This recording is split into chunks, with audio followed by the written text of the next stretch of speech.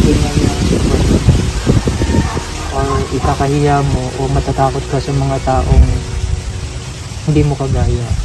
May mga tao talaga na hindi nila maintindihan kung ano yung sitwasyon mo, pero wag na wag mo papatulan sila. Mas papanigan ka ng Diyos kung ikaw ay marunong, hindi ka nagtatanim ng sama ng loob. Ang gawin mo, pag sinabihan ka ng mga ganitong tao, pagdasal mo na lang sila.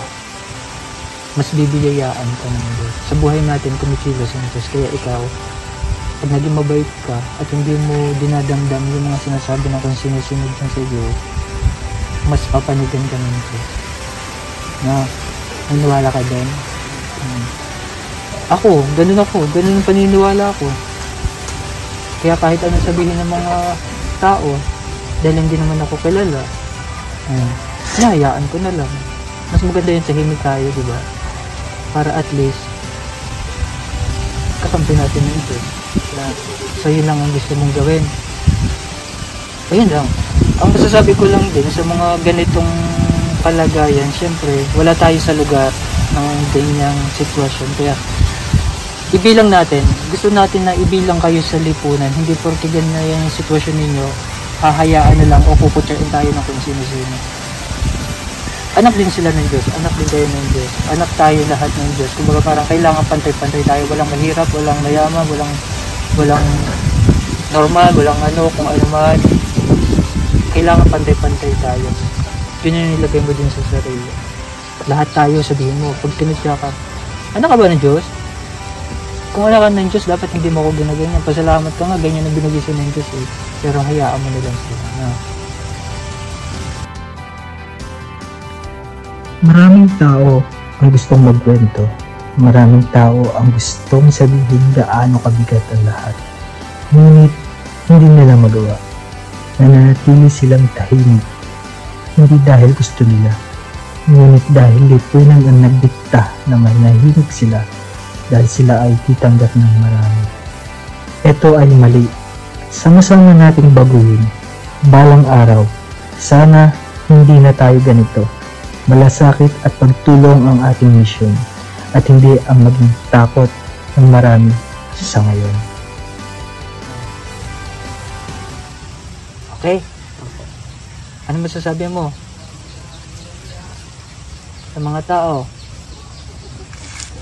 na ganyan yung kalagayan din, gaya mo? Masayahin ba siya? Masayahin ka pala eh, bakit malungkot tayo ngayon? Nahiya ako. Nahiya ka? Bakit ka may hiyain? Naging seryoso tuloy ako. Palabiro ako eh. Palabiro si Kuya Migs. Gusto ko palabiro ka rin. Kailan mo ako gusto bumalik para dalhin yung damit mo? Kayo na po ang bahala. Ganun talaga tayo. Kayo na bahala eh. Sige. Akong bahala kung kailan ako babalik na. Walang gusto mong damit?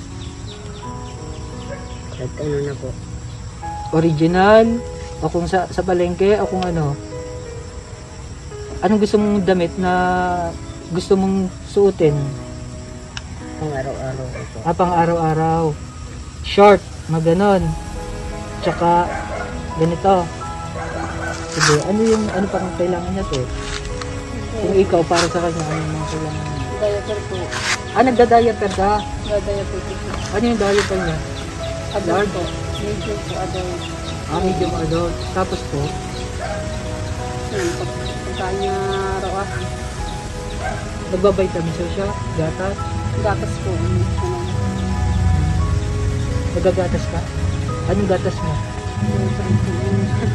Bear Brand. Ano pang gusto mo? Ano sabihin? Dali, malay mo, kaya ko. Di bibigay ko sa'yo. Hey Mark, friend na tayo. Ano?